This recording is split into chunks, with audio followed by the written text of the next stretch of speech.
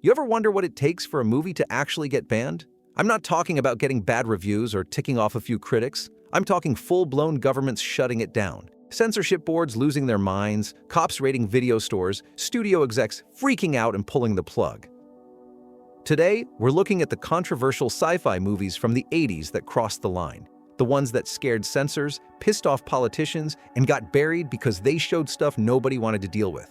Let's get into it. David Cronenberg wasn't pulling any punches with this one.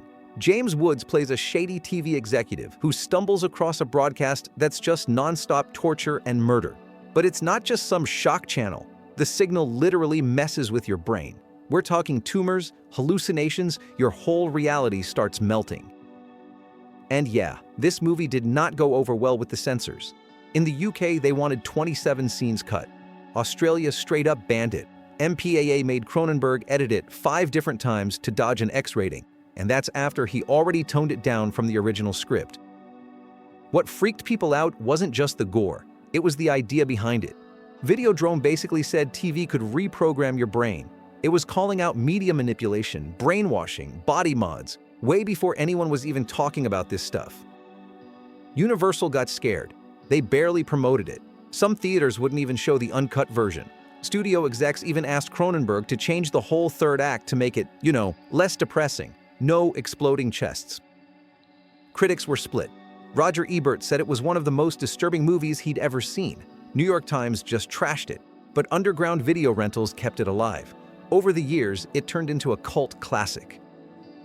And now it feels way less like sci-fi and way more like a prediction. Even James Woods admitted later, they thought they were making a weird sci-fi movie. Instead, they made a documentary. This one is another Cronenberg classic. You probably know it for that one scene. Less than 15 minutes in, someone's head straight up explodes. And that's when the problem started. Finland banned it for 10 years. Other countries blacklisted Cronenberg completely. Religious groups in the US picketed theaters, claiming he was using real cadavers for the effects. The movie's about telepaths, scanners, who can mess with your brain, and yeah, if you tick them off, they can make your head pop.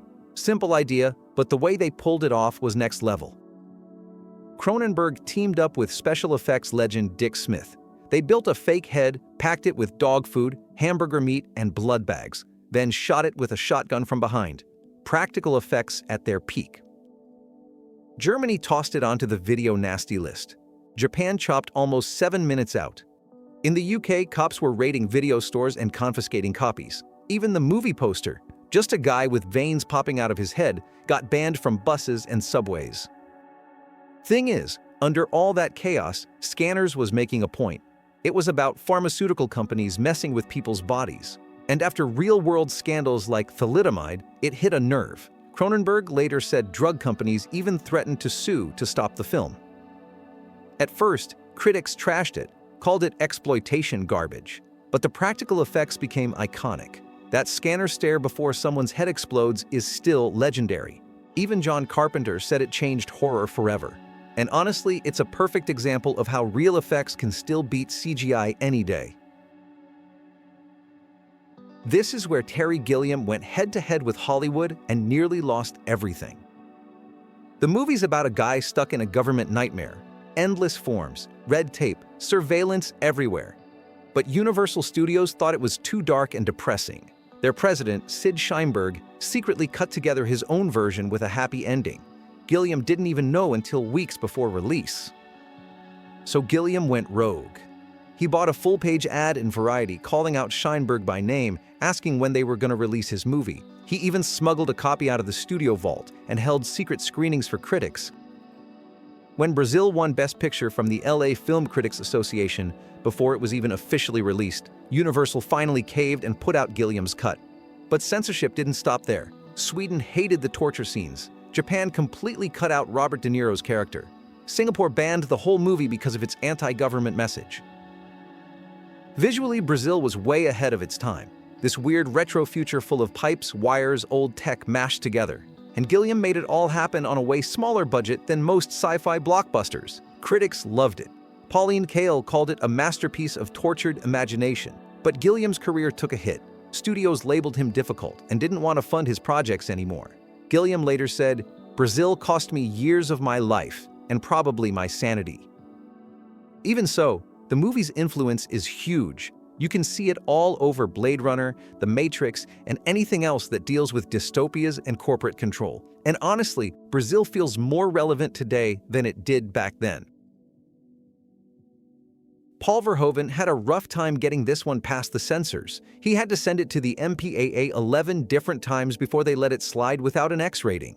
Verhoeven was new to Hollywood back then, and he was completely caught off guard when the studio started freaking out over how violent it was. He said they kept telling him, "Paul, this is America, not Amsterdam." Some of the biggest issues? The scene where Clarence Boddicker falls into toxic waste. They cut it down from 45 seconds to just 7. And that boardroom scene where the robot mows down a guy? The original version was 3 times longer. It showed the poor guy's body getting shredded apart by bullets. But here's the thing. All that violence wasn't random. It was the point. Verhoeven wasn't making just another action movie. He was throwing a huge shot at American corporate culture, media obsession with violence, and the way law enforcement was becoming privatized. Robocop's version of Detroit is run by a mega corporation called OCP. Even the news in the movie casually reports stuff like nuclear conflicts, like it's just weather updates. Of course, none of that got through to the censors. They were too busy counting how many blood splatters were on screen. Conservative groups called for boycotts. Countries like Finland and Germany censored or banned the film. Singapore straight up banned it for antisocial values.